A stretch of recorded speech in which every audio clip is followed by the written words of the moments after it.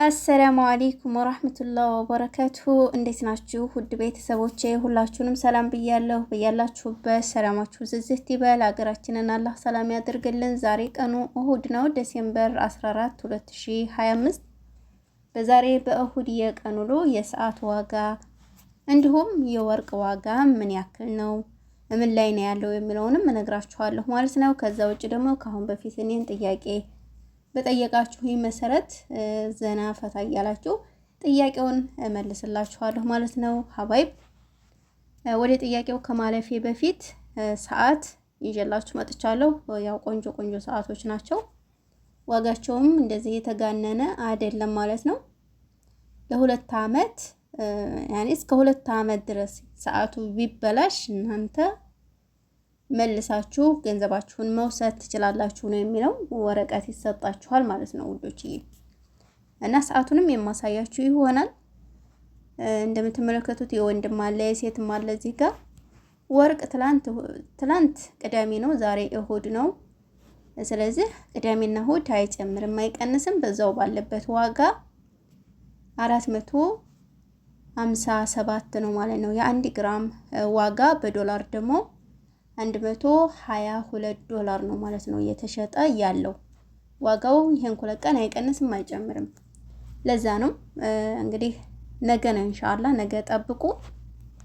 ከዛ ውጭ ግን ሰዓት ምን ያክል ነው ወደሚለው ከ150 ሪያል ጀምሮ እስከ 500 ሪያል በፈለጋችሁት የወንድም የሴትም ትገዛላችሁ ማለት ነው። ይሄ የምታዩት የሴት አለ የወንድ ጠገም እንዲሁም የባልና የሚስት ማለት ነው ውዶች። ዛሬ እንግዲህ ከአሁን በፊት የተጠየቁት ጥያቄ ነው። ጊዜም ስላላገኘው ስላልተመቻቸኝ ዛሬ እንግዲህ ያው እመልስላችኋለሁ ማለት ነው። እናንተው አንዳንድ እህቶች የጠየቃችሁ ነው። በመጀመሪያ እንግዲህ ወደ ጥያቄ ሳልፍ አንድ እህቴ ዚነት በስደት ስንት አመት ቆየሽ? ከስደት ምን ተማርሽ? ምንስ አተረፍሽ? ትለኛለች። እውነት ለመናገር በስደት ብዙ አመት ነው የቆየሁት። ነገር ግን ከስደት በጣም ብዙ ነገር አትርፌያለሁ። አልሐምዱሊላህ የማላቃቸውን ነገሮች ብዙ እንዳውቅ አድርጎኛል። ስደት ትማሩበታላችሁ። በጥቅሉ ስደት ትምህርት ቤት ነው ለኔ። ከዛ በመቀጠል አንዲት እህቴ የት ሀገር ነሽ? ስደት ከወጣሽ ስንት ጊዜ ሆነሽ? ከስደት አውጥቶ ሀገራችን ልጆቻችን ቤተሰቦቻችን ጋር ያኑረን ትላለች እህቴ። አሚን ያ ረብ። ለሁላችንም አላህ ርዝቃችንን በሀገራችን ያስፋለን። የት ሀገር ነሽ ለሚለው እኔ ወሎ ነኝ። ኬሚሴ አካባቢ የምትገኝ ገጠራማ ቦታ ነው። ያው ቻናሌ ይናገራል የገጠር ልጅ እንደሆንክ። የገጠር ልጅ ነኝ፣ የገበሬ ልጅ ነኝ። እና ወዶችዬ ተረፍ 09 ቀበሌ ነው ተወልጄ ያደኩት። ልዩ ቦታዋ ጠቋሪ ሀገር ይባላል ማለት ነው። እና ለከሚሴ በጣም ቀረብ ያለኝ ገጠራማ ቦታ ነው ማለት ነው ሀባይ። ከዛ ውጭ ደግሞ አንድ እህቴ አሁንም በመጀመሪያ ዜድዬ ለምን እንደሆነ ባላውቅም እወድሻለሁ፣ ባለሽበት አላህ ይጠብቅሽ ብላለች። አሚን ያ ረብ። ብዙ ጊዜ ኮመንት አልጽፍም እንጂ ተከታታይሽ ነኝ። የኔን ጥያቄ ቀጥ ብለሽ መልሽ ትላለች። እሺ መልሳለሁኝ። አንደኛ ጥያቄ ስደት ላይ ምን ያክል ቆየሽ ነው። ስደት ላይ በጣም ቆይቻለሁኝ። ከ10 አመት በላይ ሆኖኛል ማለት ነው ስደት ላይ። እንግዲህ መቼ እንደምገባ አላህ ነው የሚያውቀው። እስካሁንም አለሁኝ። ዱአ አድርጉልኝ እስኪ። ሁለተኛ ትምህርት እስከ ስንት ተምረሻል ይላል። ይሄ ጥያቄ ግን ቢያልፈኝ ጥሩ ነበር ግን መልሳለሁኝ። ትምህርት እስከ 5 ነው። አልተማርኩም 5ንም ማለት ነው። ግን አልሐምዱሊላህ ያው ፊደል መቁጠሬ ጠቅሞኛል። አሁን ላለሁበት በጣም ነው የጠቀመኝ። ያልተማሩ ሰዎች ቢማሩ ብዬ ነው የማስበው። ምክንያቱም ለምን እንደው ተምሬ ቢሆን ነው የምለው እኔ። ለምን ይጠቅማል። ሶስተኛ ጥያቄ አገር የመግባት ሀሳብ አለች ትላለች። ውዴ ሁላችንም እኮ የመግባት ሀሳብ አለን። አለሳካ እያለን አልሞላ እያለን ቀዳዳው እየበዛብን እንጂ ሀሳብ አለን ኢንሻአላህ። አዎ አስባለሁኝ። ስትገቢስ ምን ለመስራት አስበሻል? ያን እንግዲህ አላሁ አለም ኢንሻአላህ እንደ ጊዜው ነው የምናየው። አራተኛ ለኛ ለመዳም ቅመሞች ምን ትመክሪያለሽ? ስሩ፣ ጠንክሩ፣ ወርቅ ግዙ ነው። እኔ ሁሌም ያው እንግዲህ ወርቅና እኔ የአንድ ሳንቲም ሁለት ገጽ እንደሚባለው እንደዛ ነን። ወርቅ ግዙ፣ ገንዘብ ያዙ ነው የምለው። አራተኛ ልጅ ያለሽ ማለት አግብተሻል፣ ካልሆነ ግን እድርሻለሁ ወንድሜን ትላለች። አዎ ልጆች አሉኝ አልሐምዱሊላህ፣ 2 ልጆች አሉኝ። አንድ ወንድ አንድ ሴት፣ 2 ልጆች አሉኝ። እንግዲህ ሰርጋቸውን እጠራችኋለሁ። በእርግጥ አልደረሱም፣ ግን እጠራችኋለሁ። ሰምታችኋል። እና አንዲት እህቴ ደግሞ እሷም የጠየቀች ጥያቄ እንደ ሪም ጎልድ ወርቅ ቤት ፈልገሽ ስሪ፣ ጥያቄ የለኝም አላስጨንቅሽም ብላለች። እና ወዶች ዘና ፈታ የሚያደርግ ነው። ሪም እኮ ነፃነት አለበት ሀገር ነው ያለችው፣ ዱባይ ማለት ነው። በቃ ካልሆነ ዱባይ ያላችሁ ሰብሰብ በሉና ወሰዱኝ። ለሳውዲዎችን በቃ ጠቅማቸዋለሁ እዛ ሆኜ ማለት ነው። እና ዱባይ አሪፍ ሀገር፣ ነፃነት ያለባት ሀገር ናት። ያው ለመስራት ማለት ነው።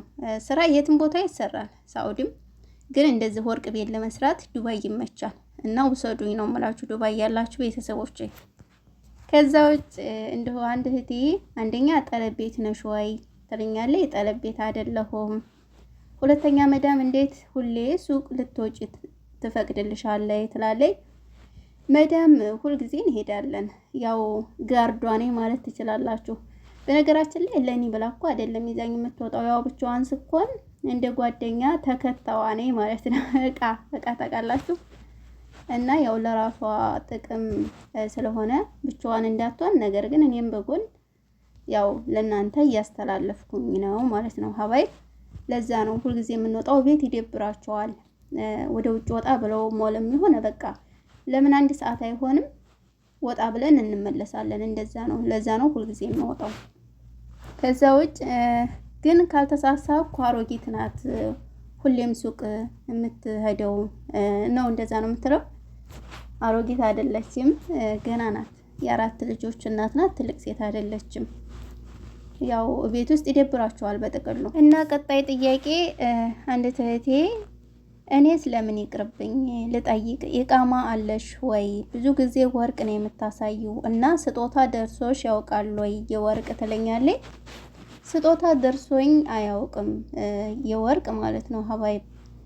ያው መዳሜ ናት የሰጠችኝ እንጂ ከወርቅ ቤት እንደዚህ ምናምን ወይንም ሌላ ጓደኛ ምናምን የወርቅ ስጦታ መጥቶልኝ አያውቅም ማለት ነው። ያው ወርቅ ተወዷል እኮ እንደምታውቁት። እና ያው እንግዲህ ኢቃማ ለሚለው ደግሞ ኢቃማ የለኝም። እስከዛሬም ከ10 ዓመት በላይ እንደነገርኳችሁ እዛ ሀገር ቆይቻለሁ። አልሐምዱሊላህ ያው መጥፎ ነገር አጋጥሞኝ አያውቅም። አላህ ነው የጠበቀኝ እስካሁኗ ድረስ።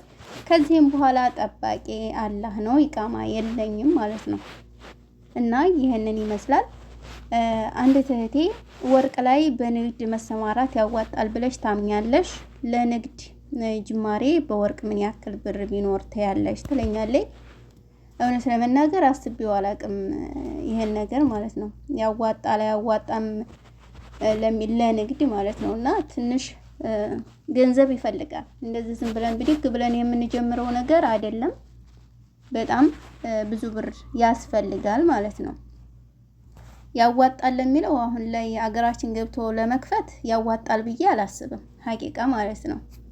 ያው ካለው ሁኔታ ሌላ ስራ ብንሰራ ከዚህ ገብተን እላለሁኝ። ምክንያቱም በ500 ሺህ በ1 ሚሊዮን ብቻ የሚጀመር ስራ አይደለም የወርቅ ስራ። ለዛ ነው ሌላ አማራጭ ፈልገን ብንሰራ ያልኩት ማለት ነው። ከዛ ውጪ ግን ያው ትክክለኛ ስሜን ለምትጠይቁ ትክክለኛ ስሜ ዘይነብ አሰፋ ሰኢድ እባላለሁ ማለት ነው። እንግዲህ ያው ቤተሰብ አይደለን፣ በደንብ ተዋወቁኝ። ሰርግም ስለምጠራችሁ ለልጆቼ ማለት ነው። ጥያቄው ይህንን ይመስል ነበር። ውድ ቤተሰቦቼ ስለተከታተላችሁኝ እጅግ አድርጌ አመሰግናለሁ። ሀገራችንን አላህ ሰላም ያደርግልን፣ እኛንም አላህ ይጠብቀን። ሀገራችንን ሰላም አድርጎ ሁላችንንም በሀገራችን ይሰብስበን፣ ክፉ አይንካችሁ በያላችሁበት። ለዛሬ እንግዲህ ይህንን ይመስላል። ነገ ኢንሻአላህ በአዲስ ቪዲዮ ወርቅ ቀነሰ ጨመረ የሚለውን ይዤላችሁ እንደተለመደው ብቅ እላለሁ። አመሰግናለሁ።